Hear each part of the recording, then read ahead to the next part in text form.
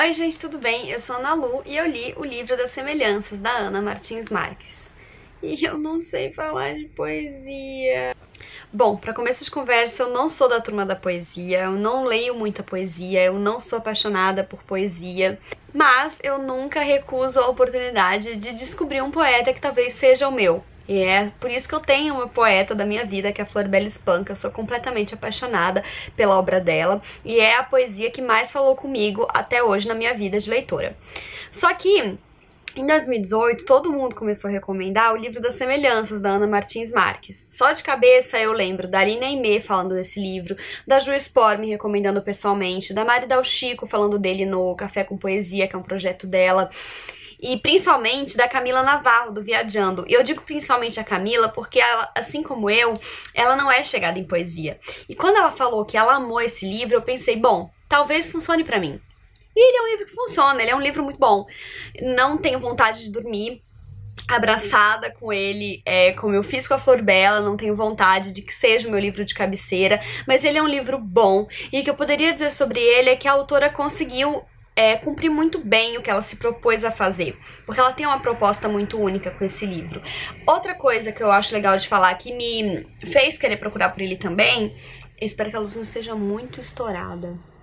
Eu tô tentando gravar ultimamente com luz natural, então eu tenho deixado a janela aberta, mas tem hora que fica meio estranho. Enfim, eu não gosto muito da poesia muito clássica, muito rebuscadona, mas, apesar de eu não ter nada contra o fenômeno Instapoet, inclusive tem um documentário da Ariel Bissett muito interessante aqui no YouTube sobre isso, porque ela fez o mestrado dela e defendeu esse tema, sei lá, eu caí meio do cavalo com a Rupi Kaur, eu fui com muita sede ao pote, eu achei assim que essa poesia lacração super ia funcionar comigo e não, eu não gostei tanto assim da Rupi. Tem vídeo aqui no canal, na verdade eu encontrei vários problemas no livro dela, pelo menos pra mim.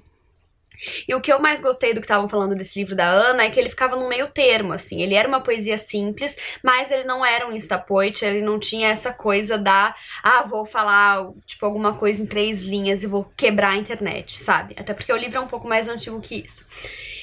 E a proposta dela é muito sólida. Eu acho que isso é o que fala mais alto sobre o livro, porque aqui o livro chama o livro das semelhanças, acredito eu que é porque ela se propõe a falar de como ela percebe que a realidade se assemelha ao que fazem dela, a leitura que fazem dela de determinadas formas, e ela brinca muito com isso. Desde o início, quando você abre o livro, a gente tem pequenos poeminhas onde ela fala, tipo, por exemplo, assim, capa, aí um poeminha, que poderia ficar no lugar da capa, por assim dizer. Aí, tipo, tem um poeminha pra capa, um pra dedicatória, um pro título, um pro nome do autor, que é o que eu mais gosto, porque ela fala um negócio do tipo, qual é a sensação de quando você vê o nome pelo qual te chamam na capa de um livro, porque aí o seu nome vira sério. Ela faz essas brincadeiras, né, pra tentar colocar em palavras todos os elementos, e depois ela brinca com eles. Tem um momento em que ela fala, por exemplo, no livro, que é difícil e que ela não consegue escrever poemas sobre gatos, porque eles fogem, eles pulam da página. E a minha parte favorita do livro é a parte cartografia. O livro tem 4 partes, mas essa parte cartografia, como o próprio nome diz, ela vai brincar com a questão do mapa, ou seja, com a questão do objeto que vai representar o mundo. Então ela fala que você pode, por exemplo, dobrar um mapa e colocar lado a lado 2 países que não fazem fronteira, ou você pode se desenhar no mapinha e de repente você vai estar nesse lugar, ou você pode contar com os dedos passos que você tem que dar para um outro país e de repente isso vai ser real. E são brincadeiras e propostas muito interessantes que eu fiquei pensando, eu me diverti muito com essa parte da cartografia. E mesmo brincando, ela traz poemas muito profundos nessa parte do livro sobre distância, sobre relacionamento.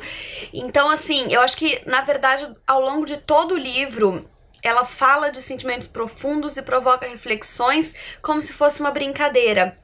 Eu acho que esse é o ápice do que ela consegue fazer com a técnica dela, porque com leveza ela consegue fazer a gente pensar. Então a gente tá ali rindo e achando o poema divertidinho e tipo, nossa, muito bem pensado esse negócio de dobrar um mapa e juntar um lugar com outro, mas aí quando a gente termina o poema a gente tá refletindo e a gente tá sentindo o poema, sabe?